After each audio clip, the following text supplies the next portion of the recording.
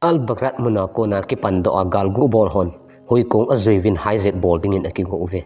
hechi hui kong sunga hi song man tam o ma hin hechi dinga hi geng din ta chule state government khat to nu pa khat kisuto wa hin phat sot pi akona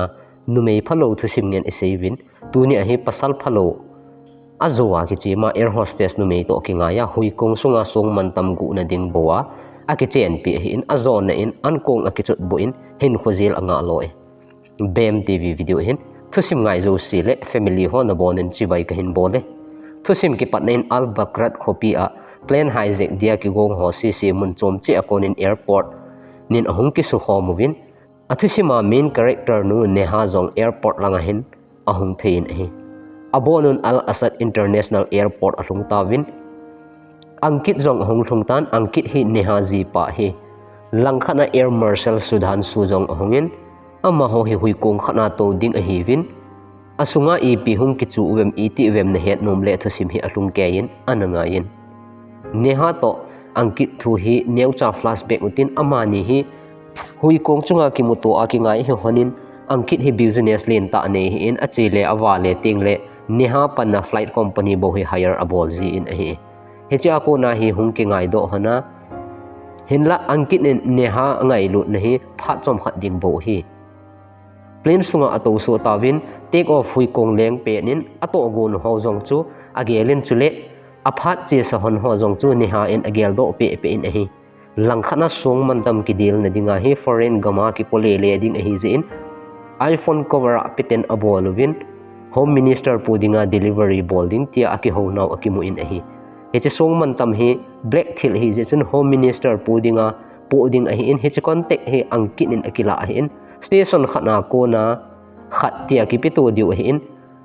atha hlung lang ding chu angkit khuna hi heche song man tam hi Bhaga in airport na ko na ala ading chuting le hoi ko nga apu diu angkit jong che ding hi in api ting le phone ki koina box chu angkit khuna api lut ding chuting le combination code khat omin heche combination code na hi hon diu hi hetia hi plan agonu hi in combination code jong chu a choi kop hon lo na lai hi atum tuma ake a choi hon hin hinla angkin in heche phone hi agu son god hi chule hui kong sunga phone hin pomasa chu achom a tan angkin in koi pen hi he thei tapui neha to kibina aki ho hanin a hol thu hon tai angkin in phone hin popa hin mi dangin a target in ti ani ela cha jong athum loading chu te na tui jeng cha jong adon loading khat cha ala loading he tin neha komajun he sain he chu neha in passenger hall a ni ele cha dong le le in mi chu hol le le in hui kong sunga chun phone popa chu apui mangding dan jong angai to hanin hi hinla het man lovin hijacker hon phat a hin lovin boina aki pantai plane hijack hi azong chun plane chu van chung langa atol le le win flight marshal pa jong amanwin athal ala pi ta ve hijack pe na chun boina chom chom ha sa na za chom chom jong atu win angkin in jong phone popa bag chu a holin amai mai jeng in hen la ama jong boina ato tho tho ji in hi hechun plane sunga naw cha hung kamin a hi le ni ha in jong a oya naw avop lai chu hin gel do in a tha ase fe in om den jing tai aji chu angkit to ki boy ji geng ho chun angkit avo na wa neha a oi a ro kha pi na wa hi neha naw hi dam do zo to lo wa hi hichi a hi angkit avela geng hon a hin ko lo wa na bat na sa na dingin song man tam chu nagu lo le neha jong ki that din hi e atiu le angkit alung hangin hinla neha in song man tam gu pi dingin a hin sein angkit jong ada acham lovin anum tai plane sunga angkit in jong a hin bol thu in hai samin bag na lang ta solvin asung langa aga ki mai le le in hijacker ho khanin a hin sudo win vo ati chan avo win ale pui hitawi langkhana plane hijack bol hon mi khat athu mo hi in athum pau chu zela ko na aga pui do win airport langa din ahung ki tol win hi angkit jong chu asu kha naw chu athi apot tam le in neha akowin dress up din cabin a chi hon tai thugu in aki ho hanin neha chu business class a che ding in asolin aji chu bag hon do chu business class a hin hi sunga chu fun man tam chu hi neha anom pon hi wangin angkin in hi tai lo hi lamdang a poi ati pen hi last chance a hi 18 ada ki tai hinla ahung to ding konin plane hijacker khat chun avo obe kin in hi airport na IPS officer trilog in zela ko na hin pui pau chu apui hlungin sela akoi vin guard ho koma keima permission le keima order lowa koi hi jong le na lut sa lo dutin zel a akoi te chule commando hon hijacker ho hi airport na akinga tingu le lungthim bola ambush ding ti plan jong plan b a akisi moi hi plane ahung thlung tan ahung ke ngading ahitan bhagat jong permission akile in plane sunga lut ding akigutai aje chu bhagat hin song man tam phone chu ala de hi ji a hi hin solo hin plane ahung ke nga ading konin angkit jong business class a bag na langa chun aki gel lut kinin aga kimayin phone chu song man tam ki be na pa chu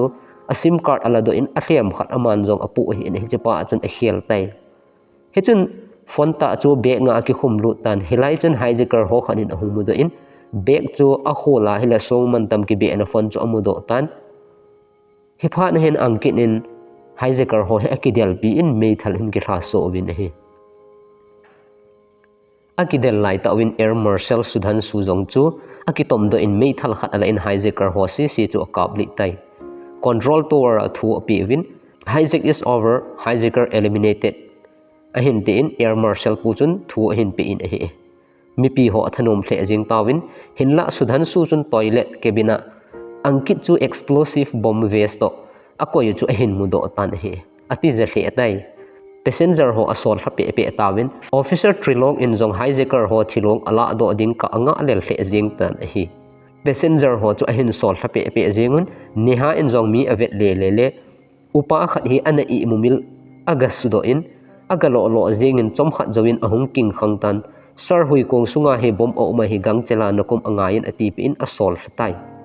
mi pi ho akitol do jawin bomb squad ahungin bomb defuse dingin ahung ki wutawin hi neha jong ahung kum thatai airport terminal chun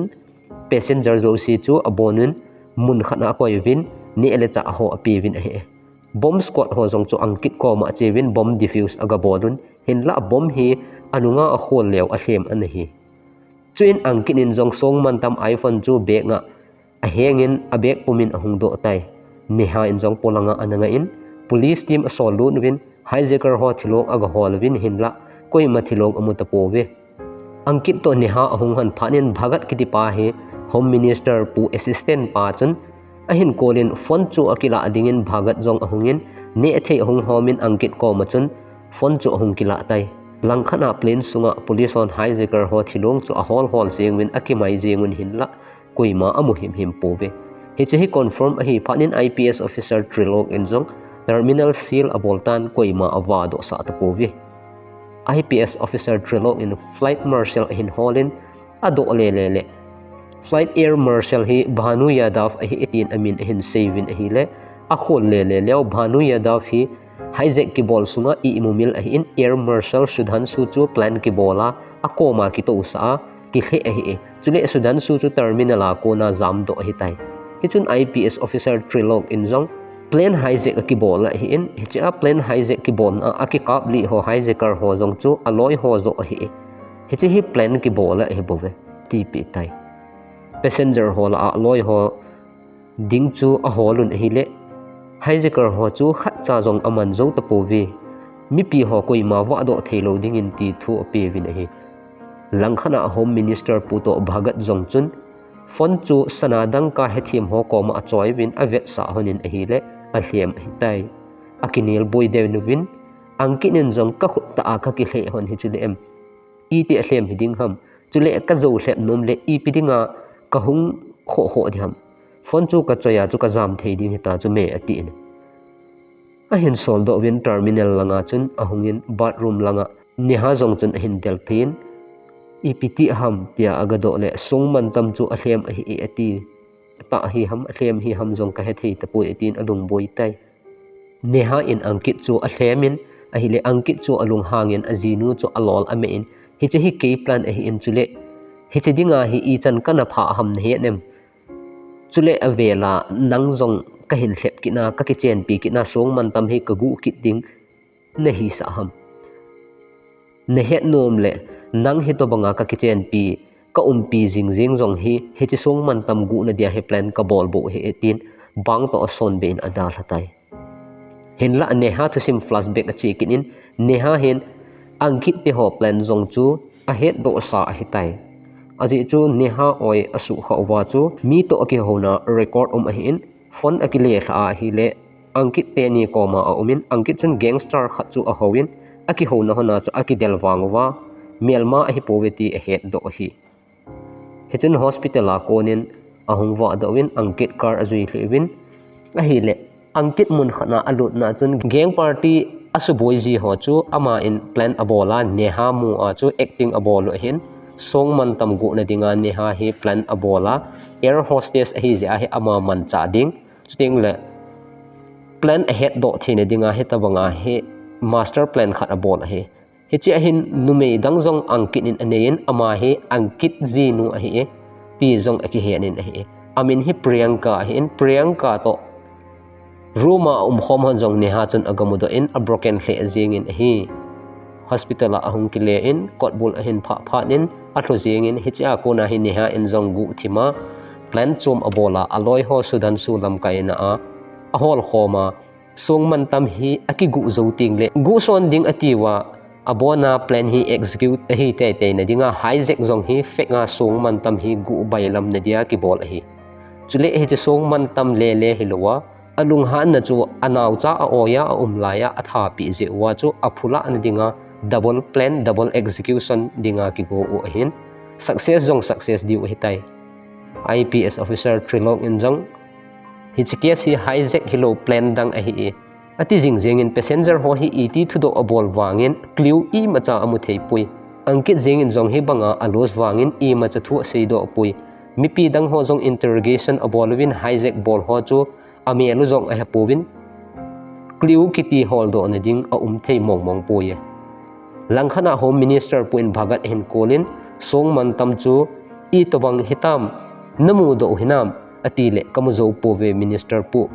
chuting la to ka komwa he hlem he ti in minister pu jong alung chang lo na in jing in he flight manager ho chun thu hol son wa a hol do lew song man tam smuggling case hi home minister pu jong o ading hi cha a oding ja hi alung boi hi he tai bom hi hen hijack hi jong le abona fek hi atile case hi akipel le jing tan abona hin ta kha di chu minister pu song man tam hi ding hi minister pun jong hijack hilowa song man tam ki target hi chu ahin ke he do tan IPS officer trilog in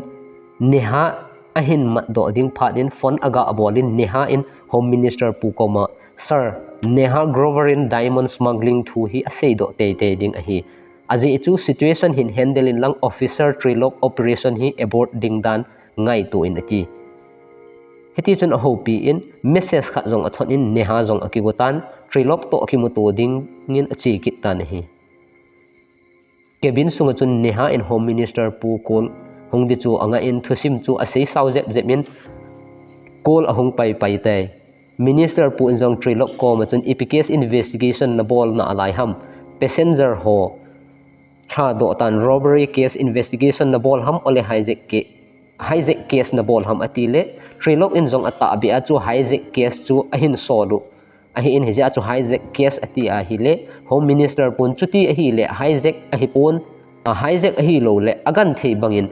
investigation na bol chunga in lang passenger ho tha do tan a hi lo le chunglanga hin media le passenger ho in ko hon pressure bo ap un a hin i boi naw sang che ding a hi atp chule flight marshal bhanu yadav chu credit pi win lang hijacker ho thum hi athitai ne het bangwa chun sei win lang he jinga hi atp in ada acham lowin trilog in jong passenger ho si jong atha do din order apisu tai apo do diu phanin angkin in neha aki hopi in song man tam la em tin adong in neha in song man tam ken hoya au me hi ka het diham nang ho na kipi to hitalo ham nalunggel achi walin nangol do gut hi tin akinil pitai hichun home minister pu agent hon bhagat lamkai na in angkit ahong manwin apui mang tawin hi neha enjong passenger ho bus a atha do dingin agutai officer trilog enjong neha hi het wangin alon ji hepon alung hang he ajingin hi hichun bus sunga ato ubin plan abol dano flashback hi che hen meithal jong apopovin asunga meithal achoyu jong chu ahlem ngen hin hi chehi sabona ki sim tu hin meithal ta chu flight marshal bhanu yadav choi bo chu hin ama jong chu atui don na lo atha je wa i mumila hi in ai imut ka chu Sudan Su chun flight marshal part ala hi chule Sudan Su in army officer kisima song man tam chu apu do hitai chule hijacker hon avonu gang chela hialwa passenger la akumuwa hitai Home Minister pu koma Bhagat le angkit apu yivin neha in angkit chu hospital a om na agavilin akoma nangin iti na gelem kin kanalung seat hi ata hi nangin nei naman cha hi wanga hoite in khol le chun kenzo nang kaman cha ne hi kanau phuba kala hi air hostess asum lo mai kanau phuba kala hi TP tai air hostess asum lo mai nu chu private plane a to tai hin la pasan lung thim zong pa wang chu a hin kho azela omding a hitai amai khawale adu aba hitai thusim hin e hil no mu cha hi le numei ki ti hi bel cha ke bai to bang a hi in nasu ke a hi le azok ma zok ha hi numei lung nem chu sulung hang hi in numei zo se hi kanu to bang a hin koi hi zong le numei noi se chun anu anoi se hi na comments ungi ta hole na ngai lu nau ze in ka ki pa na sim zo lo ka hin phonge